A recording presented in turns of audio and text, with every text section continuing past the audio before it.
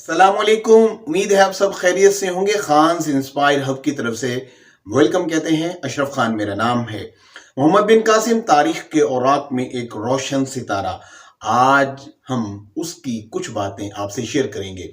मोहम्मद बिन कासिम को उसके चचा हज्जाज बिन यूसुफ ने एक लड़की नाहीद की दरख्वास्त पर जो उसने खत लिखा था, नाहीद जो कि बहरी कज़ाकों के हाथों कैद हुई थी, और ये वो लोग थे कि जो एक मुसलमान खलीफा को भेजे जाने वाले तहाइफ के उस जहाज में सवार थे। ख़वातीन भी और मर्द हजरात भी, बच्चे भी मौजूद थे। वहाँ पर नाहीद को कैद किया गया और ये राजा दाहिर का वक्त है, राजा दाहिर का दौर है। तो उसने कैद खाने से नाहिद ने अपने खून से मोहम्मद बिन कासिम के चचा हज्जाज बिन यूसुफ को खत लिखा और कहा कि अगर गैरतमंद हो तो कौम की बहु बेटियों की मदद को आओ। तो उसने अपने नौजवान भतीजे 17 साल नौजवान मोहम्मद बिन कासिम को, जिसका ताल्लुक बनी सकीफ के कबीले से था और ताइफ से उसका ताल्लुक था, उसको उस नौजवान लड़की जो कि नाहीद थी और जो कैद में थी राजा दाहिर के, उसकी फरियाद पर भेजा। और इस फरियाद को सारी कौम ने महसूस किया। जब दमिश्क से मोहम्मद बिन कासिम रवाना हुए तो उस वक्त 5000 का लश्कर उनके साथ था। फिर कूफा और बसरा में मोहम्मद बिन कासिम की वालदा भी और उसकी बेगम भी जुबैदा मुख्तलिफ लोगों के पास घरों में जाती और उनको नौजवान सिपा सालार का साथ देने का बिल्कुल मोहब्बत भरे अंदाज से कहती। और इस तरह आहिस्ता आहिस्ता लोग जो है, और ये जो नाहिद का मसला था कौम के हर घर तक पहुंच चुका था और घर घर वाले यही कह रहे थे कि नाहिद का मसला हमारा कौमी मसला है। और वहाँ पर बहनें अपने नौजवान भाइयों से नौजवान सिपाहसालार का साथ देने के लिए कह रही थीं और माएँ अपने बेटों को जंग के लिए तैयार कर रही थीं और ख़वातीन अपने शौहरों को तैयार कर रही थीं कि मोहम्मद बिन कासिम का साथ दो।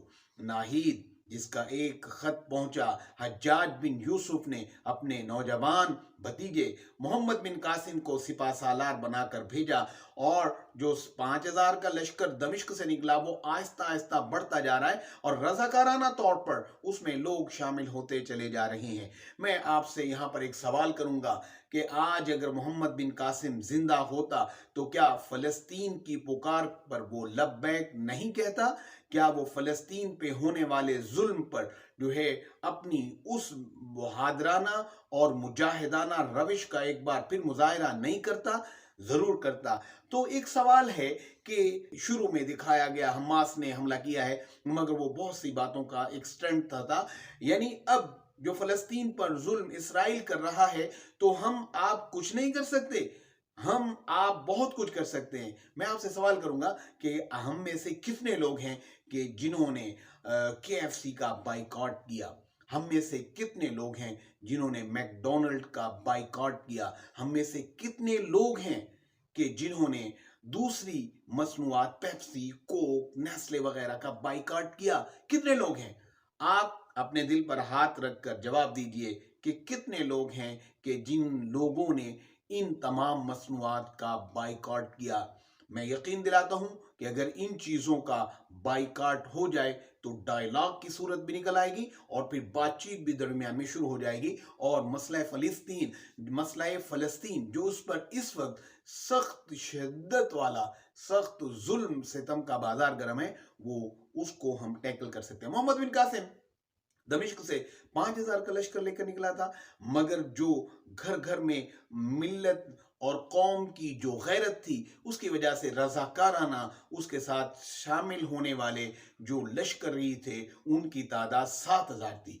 इस तरह जब वो बसरा से रवाना हुआ तो उस वक्त उसकी लश्कर की कुल तादाद 12000 हो चुकी थी और वो शिराज से होता हुआ, शिराज ईरान का बहुत मशहूर शहर है, आप जानते हैं, वो वहाँ से होता हुआ जब लसबेला पहुंचा, ये लसबेला आप जानते हैं कि बलूचिस्तान के पहाड़ी सिलसिले हैं, तो यहाँ पर उसे भीम सिंह का सामना करना पड़ा।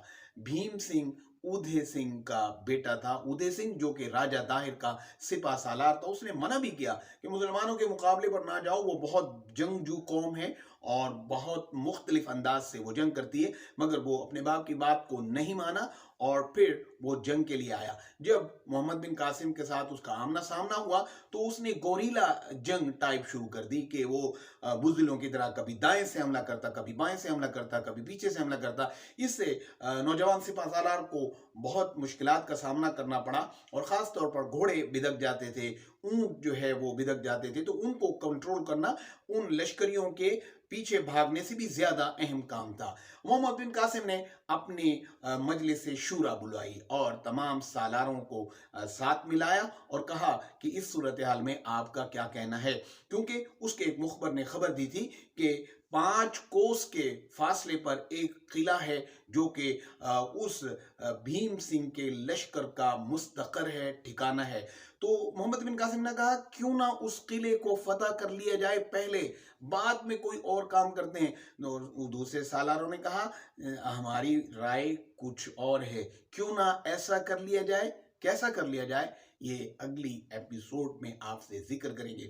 جن دوستوں کو ہماری اس ویڈیو کو دیکھ کر اچھا لگا تو ان سے یہ گزارش کہ ویڈیو دیکھنے کے بعد چینل کو سبسکرائب کریں گے اور لائک کریں گے، کمنٹس بھی دیں گے، تاکہ ہمیں اور زیادہ موٹیویشن ملے اور ہم اور زیادہ اچھی اور بہتر ویڈیوز آپ کے لیے پیش کر سکیں۔ Thank you very much.